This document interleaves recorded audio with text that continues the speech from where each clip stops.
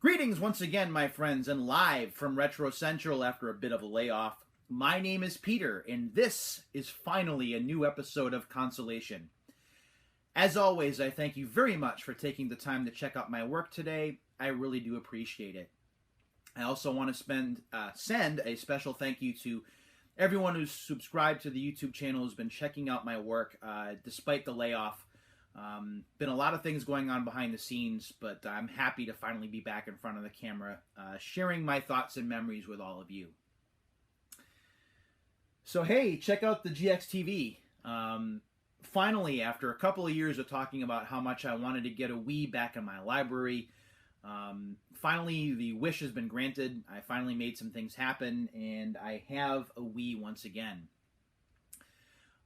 It has been a little bit of a process over the last 2 years, taking it from an idea and buying a game completely at random, which is Target Terror. I bought that from a GameStop location a couple of years ago because I saw that it was available for $2. And I bought it and I held on to it because I thought at some point that I would get another Wii. And why did I want to do that? Well, let me explain, because there are some reasons for it. The first reason is that I have fond memories of the system after almost 10 years. Back in 2006, when Nintendo was getting ready to sell the system, they had embarked on a mall tour, and I went to one of the stops that they were showing off the Wii and Wii Sports at. And I loved Wii Bowling. Oh my god. As a former league bowler, Wii Bowling was everything I had ever wanted except for actual league scoring and stat tracking. The way that the Wii sensor or the Wii remote would detect the arm swing, if you turned the Wii remote a little bit towards 45 degrees, the ball would actually curve in toward the pins or hook towards the pins. I love that. I love the subtle changes in speed, so if you didn't throw the ball all that hard, the ball would hook a little bit more, but if you threw it really hard, the ball wouldn't hook at all. Things like that I really appreciated. And finally, I didn't need an expensive ball and shoes. I could just go bowling whenever I wanted to. So that really sold me on the Wii all by itself. Wii Sports, which you see up here in the upper left-hand corner of the screen, is still one of my favorite games of all time. Call it a tech demo if you will. It's a tech demo that I sank dozens of hours into, and I've already sunk a couple of hours into since I bought this Wii earlier this week. So that was 2006. And then rolling into 2007, my life changed completely. Made some changes in my life, wound up going into hosting karaoke shows full-time, gave up the 9-to-5 kind of job scene, and worked as a karaoke DJ for a long time after that, 4 or 5 years after that. So I kind of put the two together. There's not really a lot of relationship other than timing, but those are just the memories that I have. 2006, 2007, two of you will probably remember a band called Dark New Day, one of my favorite supergroups of all time. Very new metal, which I'm sure some of you or maybe a lot of you don't like, but one of my favorite bands of all time, one of my favorite CDs of all time. I listen to it on my iPhone constantly.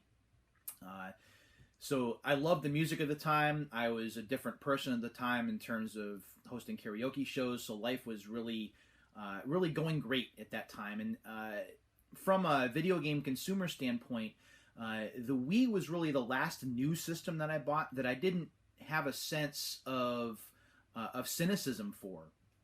Even when I got the PlayStation 3 and the Xbox 360, things like downloadable content and online passes or paying to play online, or ridiculous amounts of system patches, things like that, I didn't really think about with the Wii. Granted, the Wii did have a few patches here and there, and there was some downloadable content down the line, but early on, for me, the Wii was all about the games and all about the virtual console stuff. Stuff like Wild Guns, Super Mario RPG, Lords of Thunder, Blazing Lasers, Castlevania Dracula X, which we hadn't, a Rondo of Blood we didn't even see here in the U.S. Until we got it for the virtual console, and then we got a newer version of it for the PSP. I mean, Lords of Thunder, to be able to play that now, you have to get either a Turbo Duo or a TurboGrafx CD with a Super System card and the game, and that's just prohibitively expensive. But now I can play Lords of Thunder at will. As a matter of fact, I just spent some time yesterday playing it and got through a couple of stages without dying, so I was pretty proud of myself. So the Virtual Console, one of my favorite things about the Wii, and another reason why I wanted to get the Wii back. I do foster a little bit of resentment that I wasn't able to get my Virtual Console games back from when I had a Wii originally, but I have to let bygones be bygones, because that's a battle that I'm not going to win in trying to get those games back. So I'm glad that I have these games to be able to play, as well as now I have over 40 Wii games in my collection, and I want to share with you some of my highlights while I have a few minutes. Obviously, with Wii Sports comes Wii Sports Resort. And again, all I play is bowling. I don't even know why I felt the need to pick this up. I have to play some of the other games on here. I just haven't yet. What does this say? There are 12 sports on here, so I really have to check this out at some point. And of course, the Resort Island from this game wound up being ported over to Pilot Wings Resort, I think, for the 3DS. Then, of course, come the Super Mario Galaxy games. I have Super Mario Galaxy 2 up on my shelf. This is the first one, and I played a lot of this in late 2007 and into 2008. I like these games better than Super Mario 64, and as much as people may disagree or think that I'm crazy, these games just look phenomenal. They move better. They don't have the frame rate issues and some of the other like blockiness issues that Super Mario 64 had. Granted, it was because of the technology at the time, but this really shores that up. The game looks beautiful, sounds great. Interesting play mechanics. I love the whole planetary idea, changing of gravity. Those kind of things are really cool. And to be honest, I haven't even played Super Mario Galaxy 2 yet. I just bought that because I got a good deal on it. So I'm looking forward to putting more time in both of those games. And then a game that I was super, super lucky to have stumbled upon last night at Retro Games Plus in Newington, Connecticut. This is Data East Arcade Classics, which is apparently pretty valuable. I got this for $25 complete. It has the manual and the disc inside, and the case is in pretty good shape. As you know, I'm a big arcade/coin-op guy, so getting any kind of compilation disc is a pretty big deal for me. This has some interesting games on it. Bad Dudes is on here. Burger Time, that's on here. Burnin' Rubber, which is Bump and Jump, that's on here. Magical Drop 3, which I haven't played. Joe and Mac, which is called Caveman Ninja, is it? Yeah, that's on here. So some other stuff that I still have yet to play. But this is one of the last arcade compilation discs that I didn't own. I had this on my holiday wish list after I got the Wii, and now I can take that off there, and my family will be relieved that they don't have to track this down.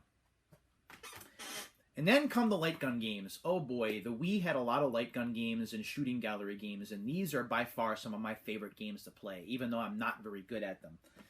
Take, for example, the House of the Dead Overkill, a game that drops more F-bombs than just about any other video game on the planet.